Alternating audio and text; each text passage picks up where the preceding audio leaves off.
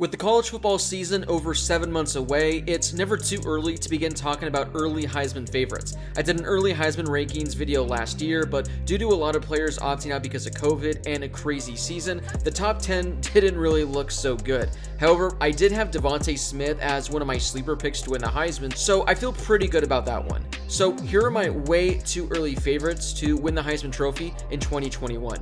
Before we get to today's rankings, make sure to click that subscribe button and turn on those notifications so you don't miss another video. I'll be posting college football content all off season, so if you're a huge college football fan, then this is definitely the place for you. Before I get to my top 10, let me share a few honorable mentions from my list. Iowa State got a huge boost this offseason as their starting quarterback Brock Purdy announced he'd be returning for 2021. He could have entered the NFL draft, but opted to return to the Cyclones. When he calls it a career, he's going to lead essentially every quarterback category in Iowa State history. That's great for him, but he's returning to try and help Iowa State win the Big 12 and potentially make a college football playoff appearance. Purdy was good for the Cyclones in 2020, but definitely took a little step back from his great season in 2019. He completed 66% of his passes for 2,700 yards. He threw 19 touchdowns and had 9 interceptions. He also added 400 yards on the ground and had 5 rushing touchdowns. The Cyclones return a lot of talent next season and look like they're going to be one of the favorites to win the Big 12. If Purdy can put up some really good numbers and win the Big 12 for Iowa State,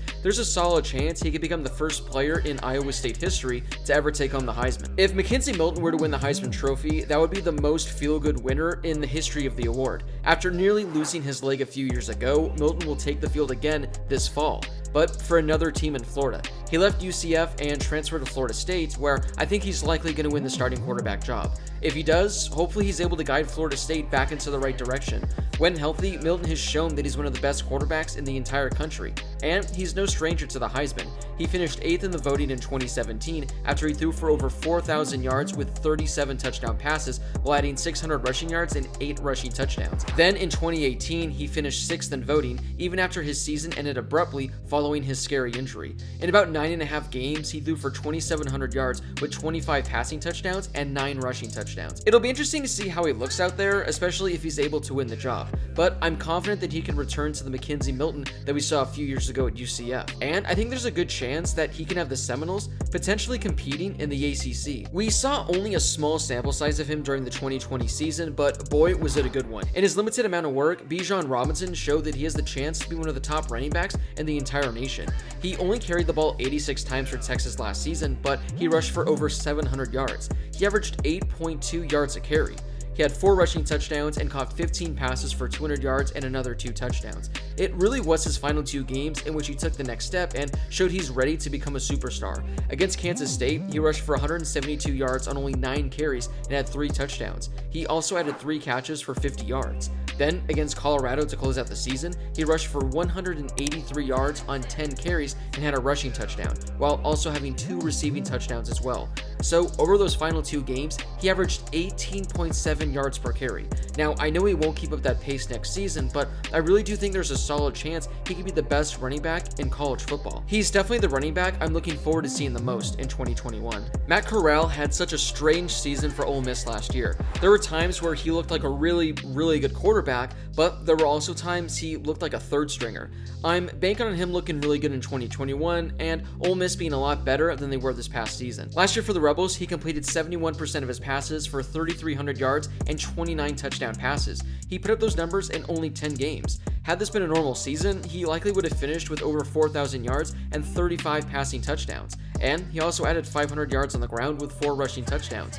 The problem? He threw 14 interceptions on the season, but to be fair, majority of those came in only 2 games. He somehow threw 6 interceptions against Arkansas, and no, that is not a misprint. He then also threw 5 interceptions against LSU, but in his other 8 games, he threw a total of only 3 interceptions, which isn't bad at all. He even had 6 games in which he didn't throw a pick. If he can improve on those interception numbers, and if Ole Miss can be somewhat better this season, and by somewhat better I mean actually play defense, I think Corral can definitely find himself in the running. Alright, well, those were a few honorable mentions I had. Now, let's get to my super way too early, this will likely be completely wrong, top 10. Kicking off the list at number 10 is D'Eriq King. Sadly, King's season ended after tearing his ACL, but luckily it was right after he announced he'd be returning to Miami next year. According to reports, it looks like D'Eriq King is going to be able to go for the season opener in September. He was great played for Miami in 2020, and it really seemed like his season kind of flew under the radar. He threw for 2,700 yards and had 23 touchdowns, while adding 500 yards on the ground and 4 rushing touchdowns. The problem for him was that he lost to the best teams Miami played, and he didn't look too good in those games at all. Hopefully for De'Eric, he's healthy next season because Miami looks like they could potentially compete in the ACC once again. I would love to see a repeat of what De'Eric did at Houston a few years back, but I doubt we're going to see him perform at that level. Still, he's one of the best dual threat quarterbacks in the country, and we've seen the potential that he has. I really want to have Jaden Daniels a lot higher, but I have to worry about the success of the team. Jaden Daniels is the best quarterback in the country that you don't know about. I'm sure a lot of Pac-12 fans know about him, but Arizona State truly has something special with this quarterback. He only played in 4 games last year, so his sample size was really small. He threw for 700 yards with 5 touchdowns while adding 200 rushing yards and 4 rushing touchdowns. Through 16 career games, he's thrown for 3,700 yards with 22 touchdowns and only 3 interceptions while adding 600 yards on the ground and 7 rushing touchdowns.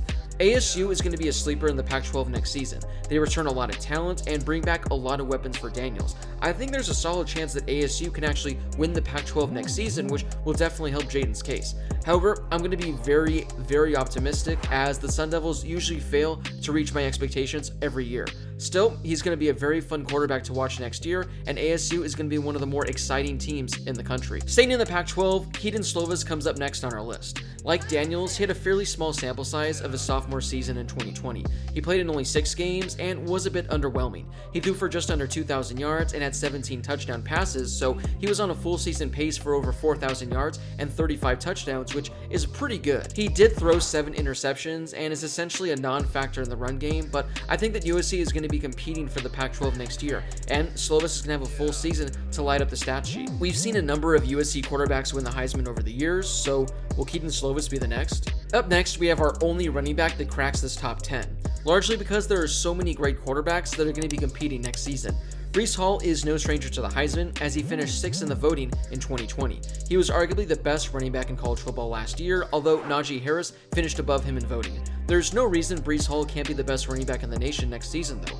As I mentioned earlier with Brock Purdy returning, Iowa State is going to be returning a lot of talent, and they're going to be competing for a Big 12 title. 2020 was an incredible year for the sophomore running back. He was named the Big 12's Offensive Player of the Year after he rushed for 1,572 yards, the most in all of college football. His 21 rushing touchdowns were the most in the Big 12 and the second most in the nation. In addition, his 302 plays from scrimmage led the nation, and his 1,752 total yards from scrimmage were the third most. There are a number of running backs who can be in contention for the Heisman next season, but if I had to bet on one of them winning, it would be on Reese Hall. We have our first player on this list with really no experience whatsoever. Bryce Young was one of the top quarterback recruits in the country and opted to head to Alabama. He sat behind Mac Jones and watched him deliver one of the greatest seasons in the history of the program. Not a tough act to follow, right?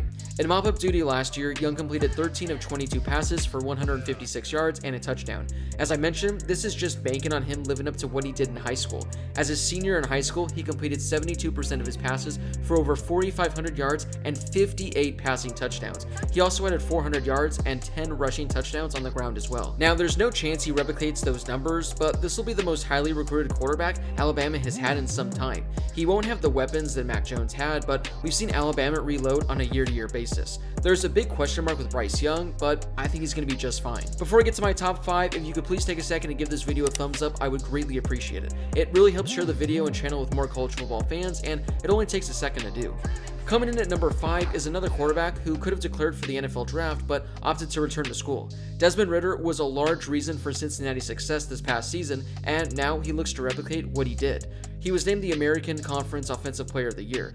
In 10 games, he completed 66% of his passes for 2,300 yards and 19 touchdowns. But he did a lot of damage on the ground as he rushed for 600 yards and had 12 rushing touchdowns. The Bearcats return a lot of talent next season, and Cincinnati has some really good matchups, including Notre Dame and Indiana. If he can lead Cincinnati to another top 10 finish and potentially go undefeated, I think he's going to be in the running for the award. Had JT Daniels been the starter all season for Georgia, who knows how differently their season could have looked. He appeared in only 4 games, but he looked like one of the best quarterbacks in the nation during that run.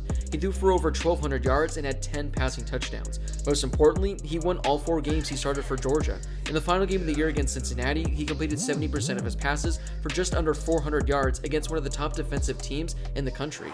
It will be exciting to see how Daniels looks over a full season and how good the Bulldogs can truly be with him at the helm. Before I get to my top 3, drop a comment down below and share with me your way too early top 3 for the 2021 Heisman Trophy. Though we only saw brief glimpses, it looks as if Clemson has yet another stud at the quarterback position. DJ Uiagalelei made 2 starts last season with Trevor Lawrence missing time due to COVID, and boy, did it look like the Tigers have something special with him. In his first career start, he threw for 350 yards and 2 touchdowns while rushing for a touchdown against Boston College. Then, the following week, he went on the road to Notre Dame and put up a hell of a fight. He lost the game, but he proved that he's going to be a force to be reckoned with in the years to come. He threw for 439 yards with 2 touchdowns and a rushing touchdown in the loss on the road. However, he looked like a veteran quarterback out there, not a true freshman making his second career start. He'll have a lot of weapons surrounding him next season, including wide receiver Justin Ross, who missed all of 2020. I expect Clemson to be in the hunt for a national championship yet again, and with him at the helm, he very well could be the first player from Clemson to ever win the Heisman. After a rough start to his 2020 season, Spencer Rattler really turned things around in the second half and was looking like one of the best quarterbacks in the country to close out the season. After Oklahoma started the year 1-2, Rattler helped the Sooners win their final 8 games, including convincing wins over Iowa State and Florida to end the season. Overall for the year, the first-year starter threw for over 3,000 yards with 28 touchdowns and 7 interceptions. He also added 6 rushing touchdowns as well. Like I said, he really started heating up towards the end of the year. Over his final 4 games, he threw for over 1,000 yards with 10 touchdowns and only 1 interception. He had 300 total yards and 2 touchdowns in the Big 12 title game against Iowa State, and 300 yards and 4 touchdowns in the Cotton Bowl against Florida. With the way Oklahoma was rolling to close out 2020, I expect them to be one of the best teams in college football in 2021. We've seen the last 3 Oklahoma quarterbacks be Heisman finalists, with 2 of them winning it. Will Spencer Rattler join them? I really believe he will. Alright, it's time for my number 1 player on this list. The player who I have winning the Heisman 11 months before the trophy is given out. And that player is Bo Nix, quarterback for Auburn. After a solid season in 2020, Bo Nix...